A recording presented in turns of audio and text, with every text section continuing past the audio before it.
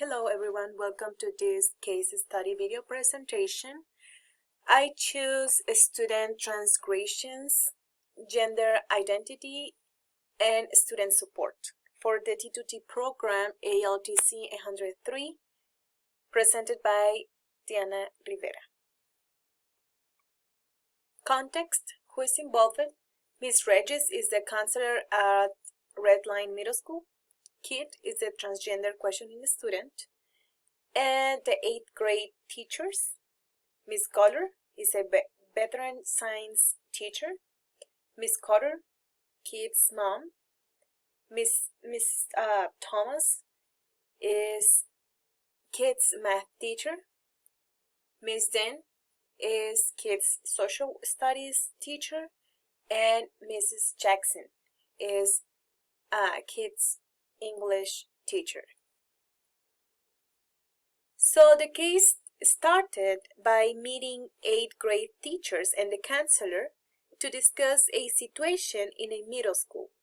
A transgender questioning student, so kid, the student began to shock the school and community by wearing traditional feminine modes of expressions.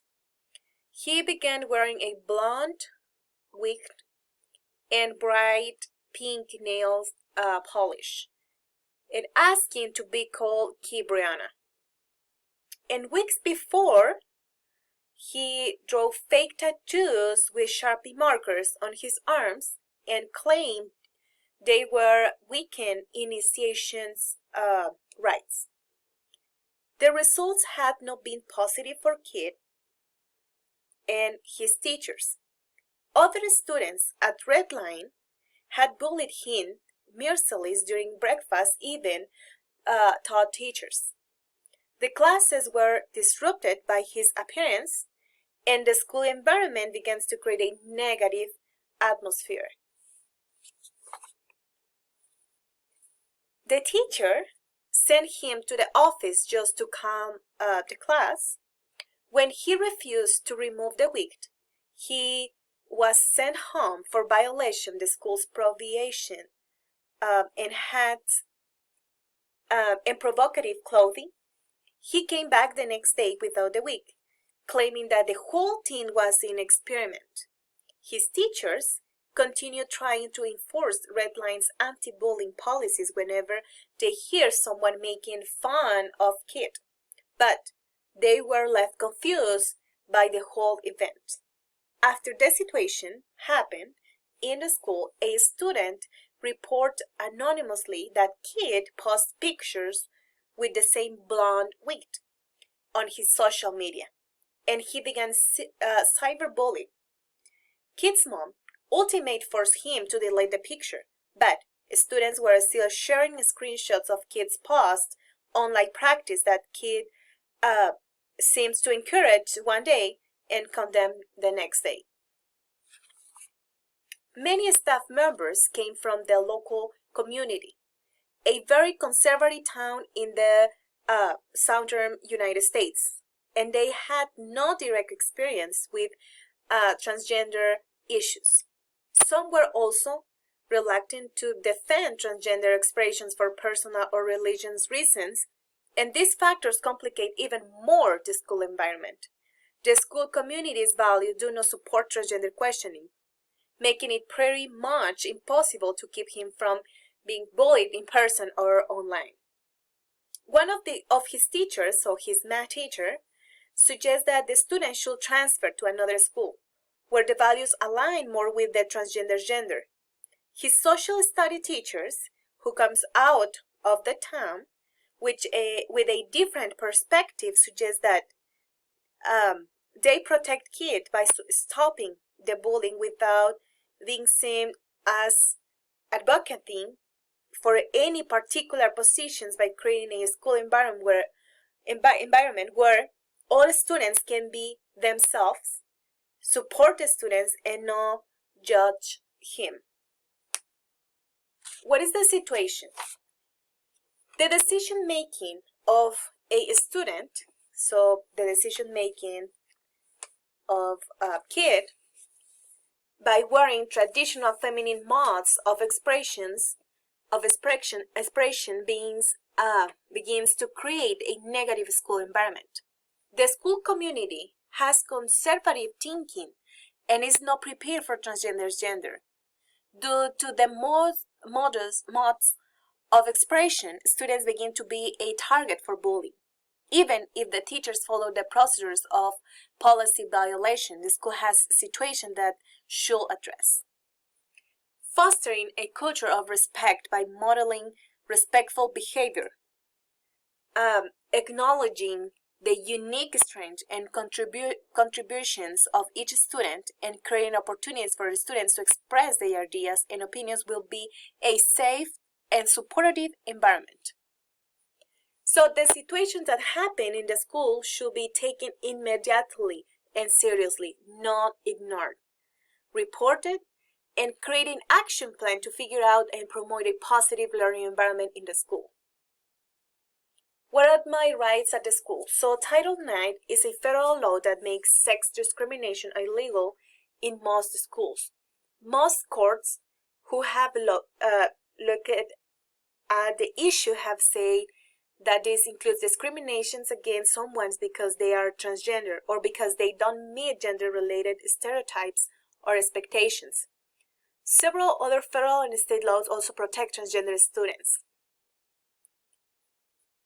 Federal and state laws and the U.S. Constitution prohibit discrimination, bullying, and harassment against students because they are transgender.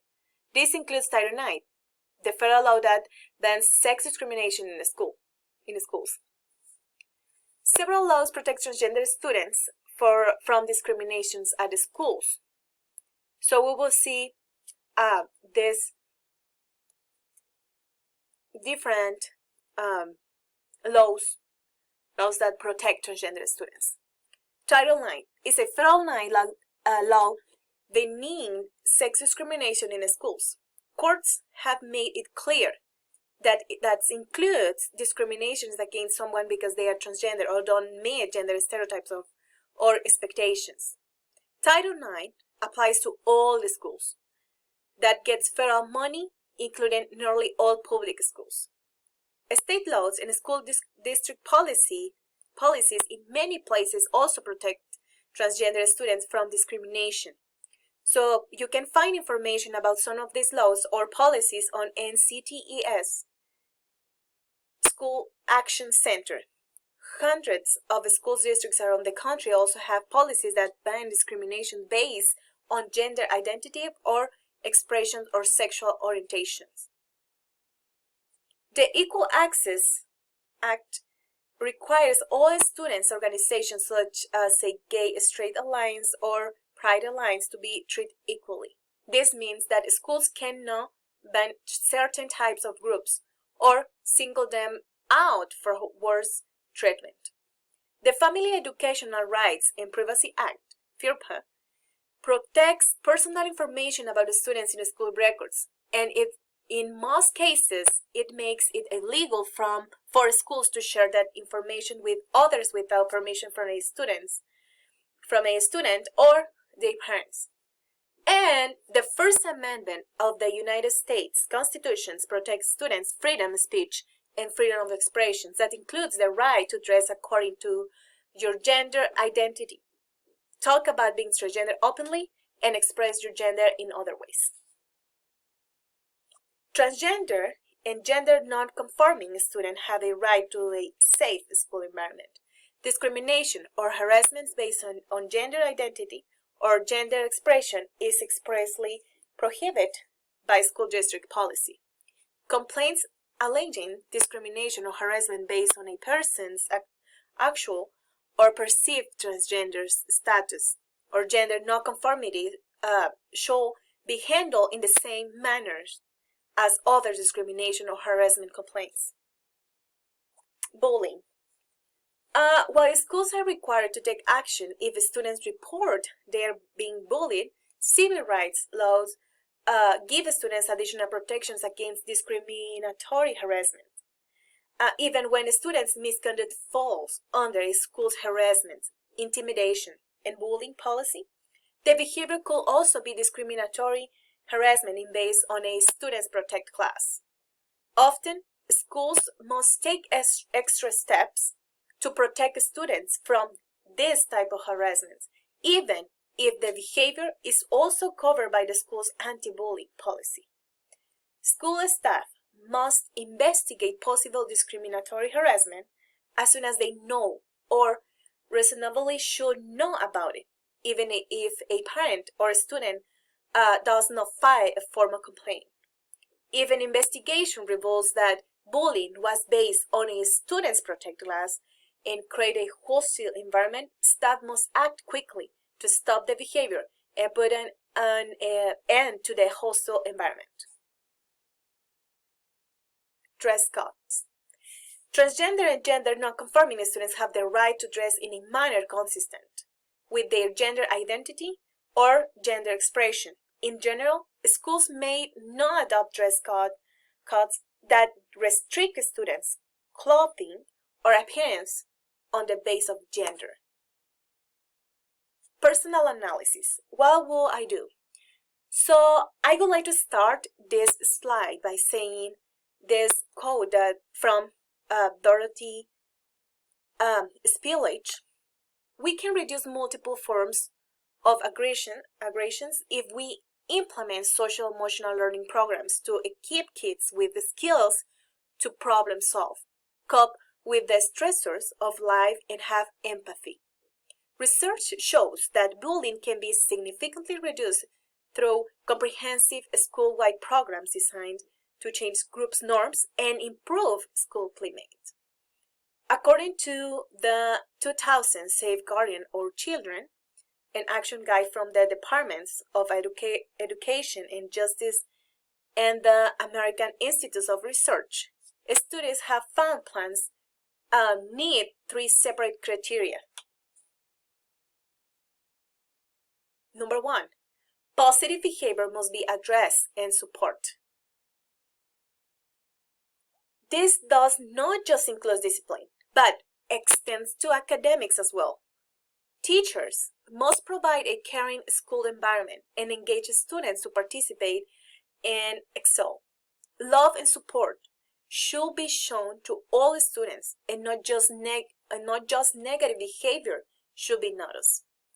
2, students who have severe academic or behavioral difficulties early on should be recognized and help immediately. This should begin early on, before problems can escalate and become overwhelming challenges. Services such as tutoring or counseling should be provided.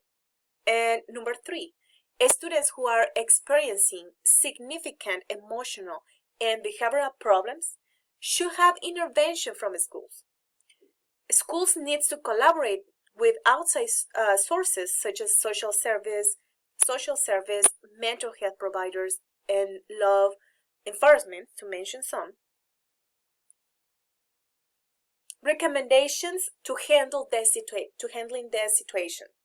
So the first thing that I could suggest is misdreages could begin to changing the acceptation of the staff. The times and the generations are changing, and as a professionals, we should be able to change a fixed mindset to a growth mindset.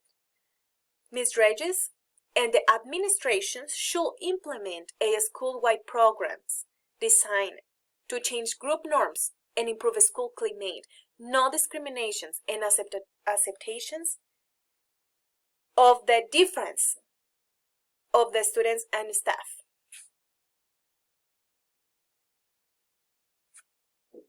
Effective anti-bullying programs incorporate. So I found this good information about how the anti-bullying programs will be affect or help the school environment. The first thing, a school-wide focus on increased supervision and then in the promotion of pro-social behavior. Intensive, sustained training for students, teachers, school staff, and community members. Individualized intervention for students and highest risk. the promotion of respect for individual differences, and an overall norm of tolerance. To keep talking about how I suggest to handle these situations, so due to the circumstances of different behaviors of kid, we are not sure what is the real situation of what is happening with kid. Miss Regis and the admin, as the first person in the line, should offer to kid and his mom or her mom resources provided inside to school, such as a social worker's intervention or counselor meeting. Okay?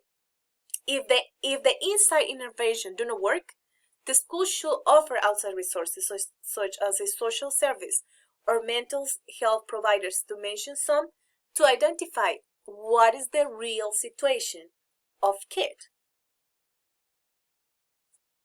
And lastly, transfer the student in a different school is not a good solution. The school community should confront the situation and handle it. In general, schools should aim to keep transgender and gender non-conforming students at their home school site. Transfers should not be able schools' first response to harassment and should be considered only when necessary for the protection or personal welfare of the transferred student, or when requested by the student or the student's parent. So I attach some extra resources. You can find information about transgenders, gender, or discriminations or bullying situations. And they are my references. And thank you for watching this video presentation, and see you next month.